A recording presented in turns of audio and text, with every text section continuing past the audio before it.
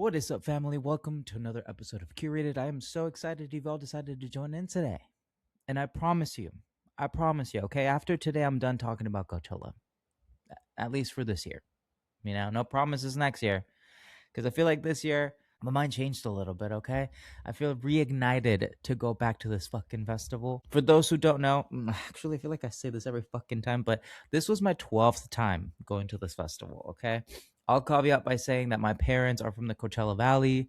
I go to the festival because my parents live there. So a lot of the times and many of the years I haven't had to pay for accommodations because I stay at my parents' house. The last 2 years I haven't bought an actual Coachella ticket. I've bought tickets off other people, friends of friends, and this year my best friend's manager. And that is because I don't know.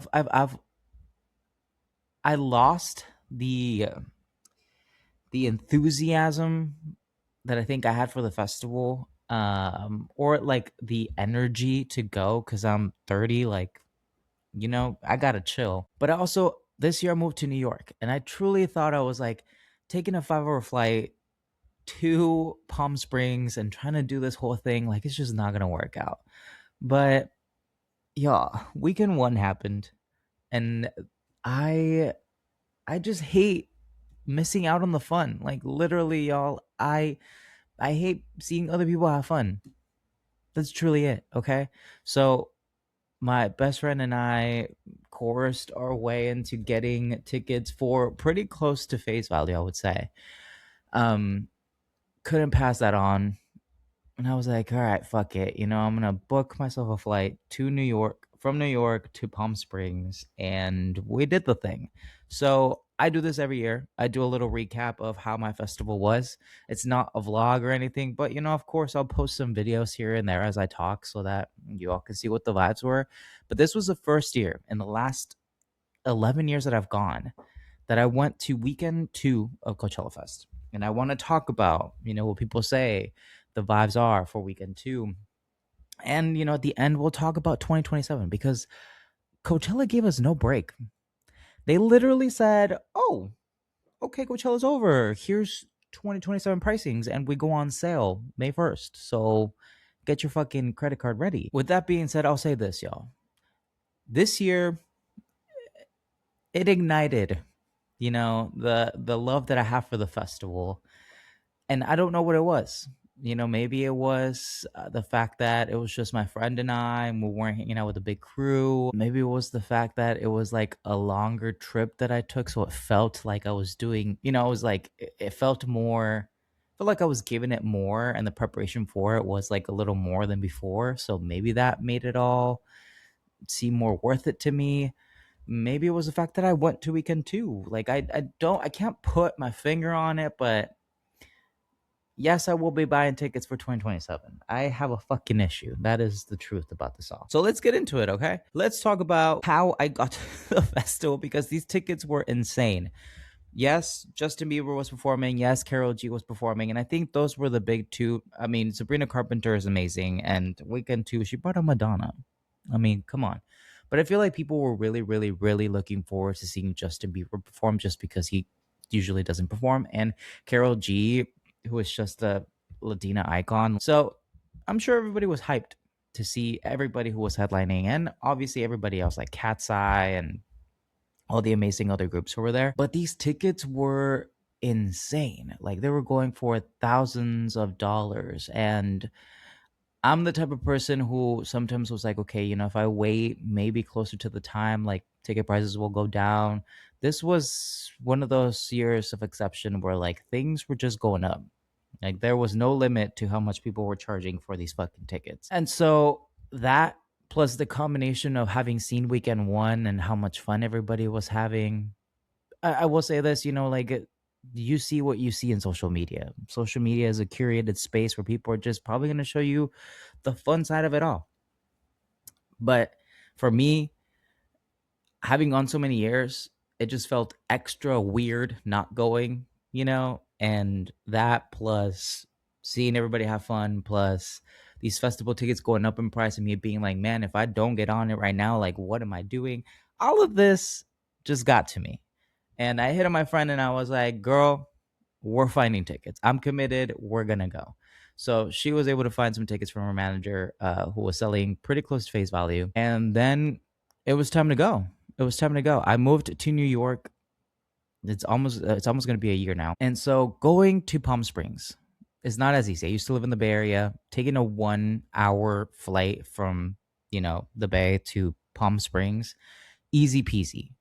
Literally, I remember telling this to everybody. My in-flight time up in the air is 30 minutes. For this 1 hour flight, 15 minutes to get up, 15 minutes to get down. And while I'm in the air, it's only 30 fucking minutes. That is easy. Like, I don't know why now that I live in New York, I didn't take more opportunities to go visit my parents and go home, because what the fuck was I doing? Now, taking a 5 hour flight where most often than not, finding some direct flights to Palm Springs is pretty hard. And also the price. And again, the timing of it all. It's 5 hours to go there and 5 hours to come back. Like, it's a bit of a pain in the ass. But like I said, I was too in it at this point.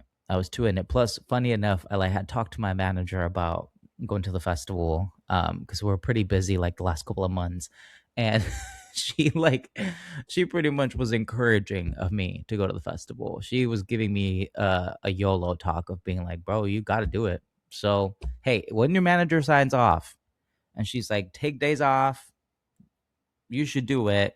You kind of have to. So I ended up booking a flight because I had to take care of my boy here, my dog. I had to book a flight for Friday because my partner was going to DC. And so I had to book a flight for Friday morning.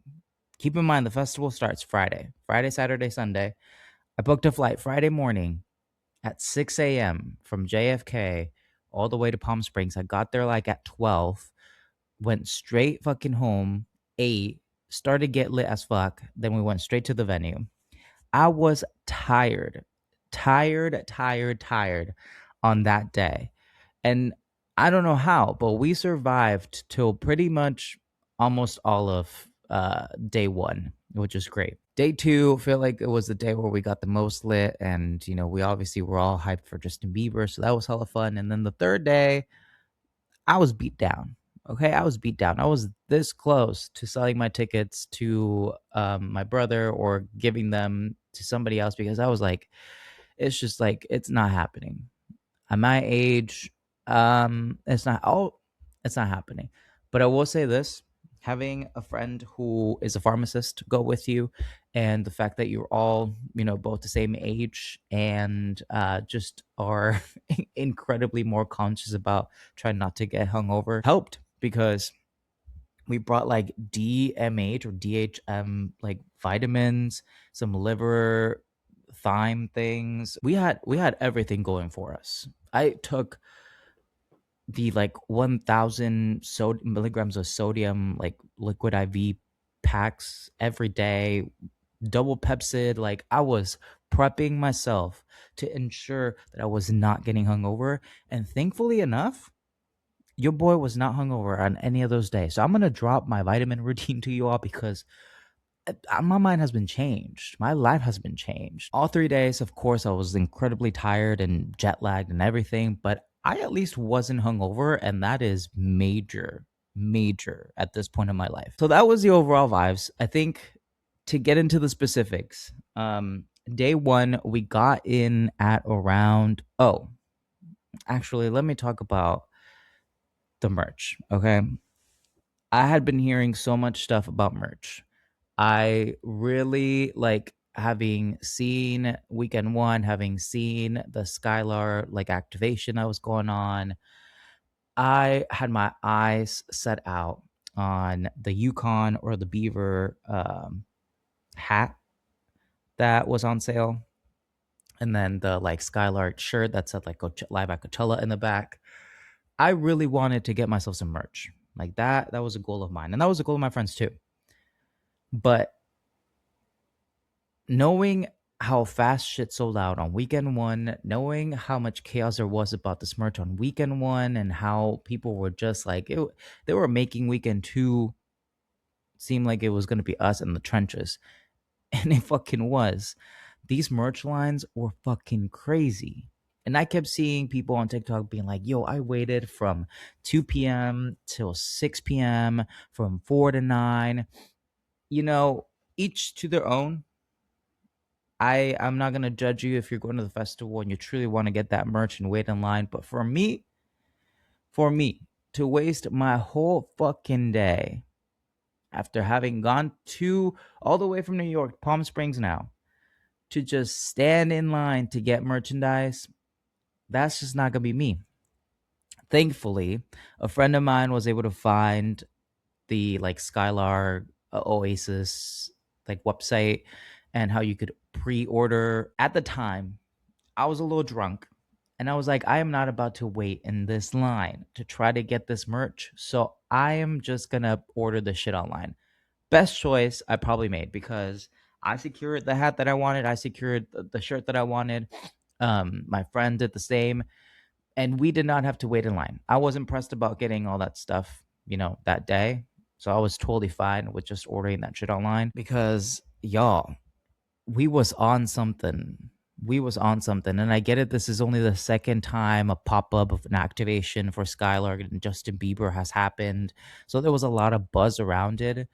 But I wasn't gonna be that person who was gonna wait in line for that long to get merch. You know what I mean? Like I wasn't that invested. So making my purchases online, best choice I made. So that's what we did on day one when we got to the festival and we started to see how many people were waiting in line for this fucking merch.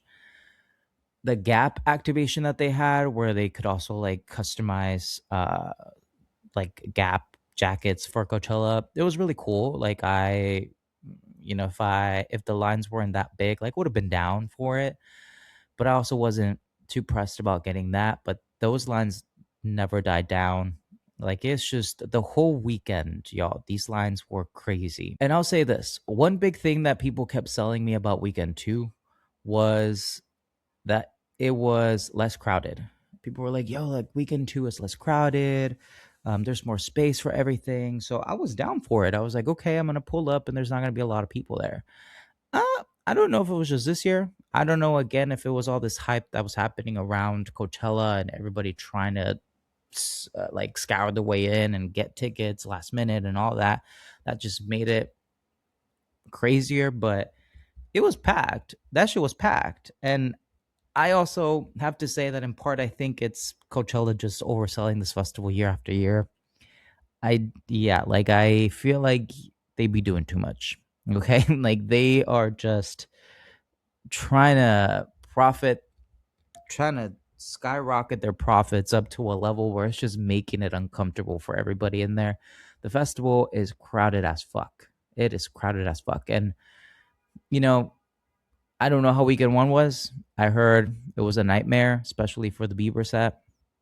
But weekend two was pretty crowded. Like it was pretty crowded. It wasn't the toned down level that I thought people said it was. Overall, though, the one thing that was right about people's weekend two assumptions is that the vibes are different. And I 100% agree. I feel like because there are so many activations happening from brands, things happening outside of the festival, people who are there generally do seem like they're not influencers, like they don't have deliverables per se, that they don't have to pull up and take pictures. It just generally seems like everybody who's pulling up is there to listen to music. And I talk too much shit about the influencer Olympics that Coachella is and how weekend one is just too much, But I get it. Go get your bag, do your thing. But that was definitely a good thing on my part to go to weekend two and see how much more different the vibes were than weekend one has been, at least for me in the last few years. And maybe that truly was what made it for me. I will caveat this all by saying I don't know what's been happening. I feel like this is just a reoccurring thing over the last few years, but the vibes have been low at Coachella overall. Okay. Combine that with the influencer Olympics at Coachella is for weekend one. And I feel like all of that culminating has been the reason why I'm just like, I'm over this shit. Weekend two, you don't have that many influencers floating around taking pictures, but the vibes were still low. Like, I don't know what the fuck was up with y'all, but nobody seemed like they were hyped up, ready to have fun. Like and maybe this is me back in like 2016 when it was prime Coachella time and I was bouncing around my friends getting lit as fuck. Like, I don't know if that's what it was, and that's just not the reality of the festival anymore, but it just seemed like, I don't know, like a lot more calmer, and not in a like it's chill, everybody is having a good time way, but like calm in the sense of like nobody's fucking vibing out. You know what I mean? Like Justin Bieber came on, and maybe this is just the fact that most people don't know his swag albums, or anything besides what he fucking used to sing back in the day, like not even Journeys or Purpose or any of that. People weren't like vibing. You know what I mean? And I that was one big thing that I took away from this all, is that maybe the cultural shift of Coachella just it's just the nature of it now. Like maybe people are not having as much fun as they have been in the past. I don't know what has changed. Maybe it's the state of the fucking world. I would understand, but the vibes weren't there. The vibes weren't there. Who did we see on the first day? We went in for Benny, which is I believe the first like Filipino group to perform at Coachella. I'm not sure if the first female like Filipino group or the first Filipino group in general, but it was crowded. It was lit in there. They're great performers. I think after that we kind of just walked around for a good while and got pretty messed up. That the next person that we saw was Sexy Red or Cat's Eye. I don't quite remember. And this is the one thing that I keep telling people about the festival, and no one really believes me when I say this, but I think people get overly ambitious about like how many people they can truly see in a day.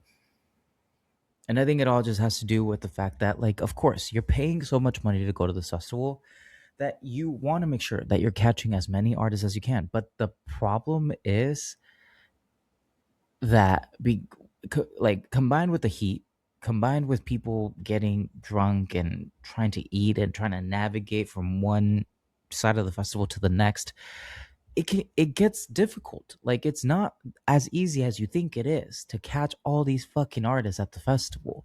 So, and plus a lot of them clash with each other, or a lot of the people that you want to see clash with each other. So although yes, it is possible to see 10, 20, whatever, how many artists you want to see in a day, like be fucking for real, it's not that easy. So yes, we walked around for a little while, we got food, we got even more lit, and I think the next person we saw was either Sexy Red or Cat's Eye. I don't really remember. I mostly remember Cat's Eye, so I want to say it was Cat's Eye. Oh, actually no, we got into the festival on the first day to see Huel, and he was fun. The vibes were fun. The vibes were there. I think it was a good starter to the day. Then we saw Benny. Then I think we saw Cat's Eye. After Cat's Eye, we got food, and I think we were like, okay, like Teddy Swim starts at 8 o'clock. Like, let's make sure that we're heading to Teddy Swim so that we can catch him. Yeah, it turns out we pull up to the Coachella stage, and there's nobody there, and we're like, why has he not started? What's going on? Yeah, we missed the whole set. We missed the whole set. We had the wrong time. I really wanted to see Dijon. We didn't. I think the last person that we probably saw for the night, we either ended up at Sahara or at Dulab just to vibe out for a little bit. And then we saw like the very beginning parts of Sabrina. And then we dipped.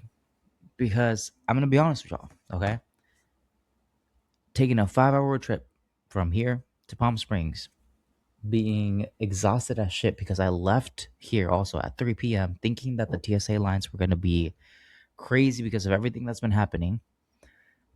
Going to the airport to find out that it's perfectly fine, and I got through TSA in less than 15 minutes.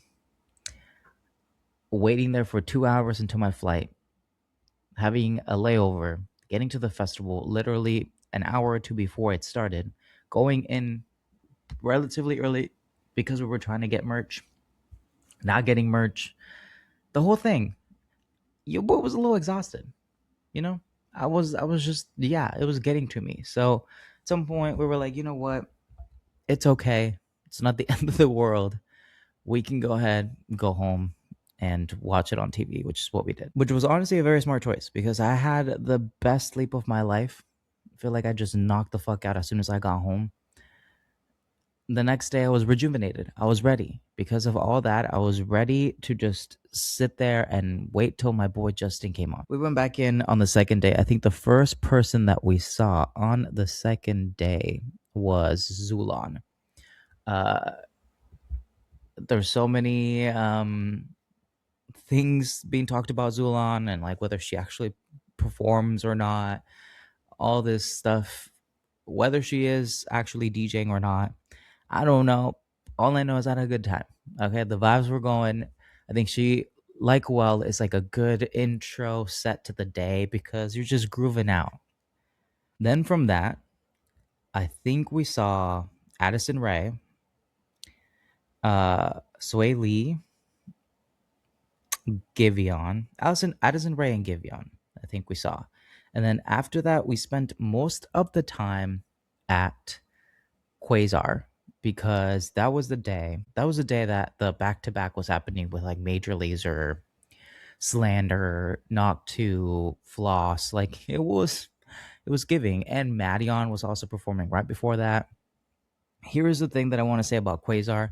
Quasar is a new-ish stage at the festival as of the last, I think, 2 or 3 years. When it was first introduced, as it has been, it's been introduced as this like set where DJs play, you know, longer sets. Like the idea is that they would play like 2 to 3 hour sets, and uh, I don't know, it just felt like it was kind of one of those things where like there was continuous music going on. You kind of were passing by it. At this last year and the year prior to that, it was in between like Sahara and the Ferris wheel area. So it was like in the front of the festival.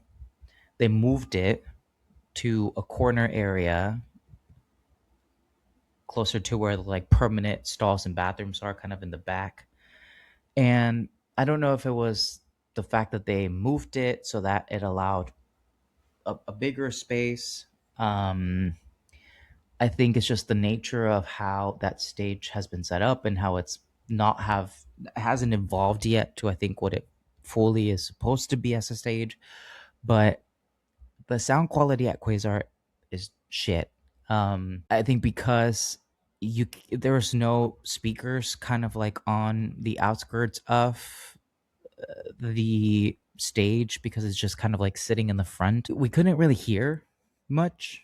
And although I appreciate the setup and the stage design of it all, for who they had on this year in particular and the amount of people that were there, it wasn't the best setup, in my opinion. So, although it was very fun, we caught up with some friends and watching the back to backs was 26. It was giving 2016 nostalgia for sure. I think we left like 30 minutes or so before Justin Bieber came on, just so we were getting like a good spot because I had heard about what you weekend one goers were going through, and that wasn't gonna be me. So we went to catch Justin Bieber, and I will say, compared to weekend one, weekend two really had it good because the crowds were not that big. There was enough space for us to sit around for a little while before it got full. And we were honestly in like a decent spot. Obviously, we weren't at the very front, but like we were in a decent spot enough where like we could see Justin Bieber, we could see the vibes, and I had a great time. I had a great time. I understand there's so much lore going around his sets and how it wasn't giving and all that. But I when I first heard that Justin Bieber was going on, I was under the impression that he was just gonna perform Swag One and Swag Two. Like I was like, that's all we're gonna get, you know. And so because he had performed other of his songs, I was like, okay, like at least we're getting something else than what I expected. So my expectations were already like right here. So for what we got, they were bumped up. So I personally was very happy with seeing Justin Bieber. Plus, it's Justin Bieber. Like, come on. I get all sides of it, though. I get how his performance could be considered lackluster in production and what he could have done. But I don't know. To me, the narrative is kind of what I presumed it was going to be, which was somebody who's just showing up to perform the songs that he loves and he enjoys with a crowd of people who want to hear them. And that's what it was giving. It didn't need, in my opinion, for an overly grand type of production set, and it wasn't. And I was fine with it. But to each their own. I understand that other people had other expectations and other preferences for what they wanted to see. Personally, I had a great fucking time. I had a great time. So that was day 2. By day 3, yeah, I was feeling it. I got up and I was like, okay, honestly, do we want to go in? Like that was my genuine question to my friend. I was like, do we even want to step foot at the festival? You know, it took me out. It took me out to stay up that long. It took me out to keep myself alive by staying continuously drunk throughout the day, like in the heat and all that. It took me out more than I really wanted it to. So by day 3, I was ready to give up. I was ready to just not show up to the festival. But it would have been, I would say, easy to sell our tickets. It would have been easy to give them to my brother. It would have been easy to do all those things. But I think, I don't know. Again, I feel like it's the fact that now I live in New York and I don't get to go home as often, or when I do end up being there, I have to really make use of my time. That I was like, you know what? Like we can do it. We can rally. Like it's possible. Like we got this. So we did end up going there pretty late in the day. I don't exactly remember when we got there, but I'm pretty sure the first person we probably truly did see was Major Lazer, and they were on evening ish time. And that day was a very chill day. Okay, a very chill day. Like I told you all, Carol G and staying up all the way till then was not gonna happen. Okay, it was not. It was just, I'm sorry, but I'm just not built like that anymore. Unfortunately, as sad as that sounds, but it is what it is. So overall, weekend 2 vibes, I think they are great. Like I'm not gonna lie, like I had a good time. I do genuinely feel like I might end up being a weekend 2 girly. Like I would pull up to weekend 2 just because it does feel different than what weekend 1 has felt like for me. The dust is dustin', I will say that, because there's no green grass at that point. Um yeah, oof, like I sounded rough day after day. But for what it is, I personally am a fan of Weekend 2. Now, to close this out, I want to talk about 2027 because, like I said, Coachella really didn't give us any time to even reflect on our time at the festival this year. They said, oh, okay, cool. We're done. Yeah, how about we start thinking about next year? All right. They came out with festival pricing for 2027. And I don't really know, besides GA, if any of these other like tiers have changed all that much. All I know is that, you know, general admission did increase. uh there's a price difference between weekend 1 and weekend 2. Weekend 1 goers are getting charged $50 more to go to weekend 1 versus weekend 2. And in part, I think it's because they're just catching on to the fact that everybody's pulling up to weekend 1, and maybe they're trying to, sway the direction for people to go to weekend 2. Or I don't know, maybe they know something that we don't. Maybe weekend 1 there's something extra happening. Who fucking knows?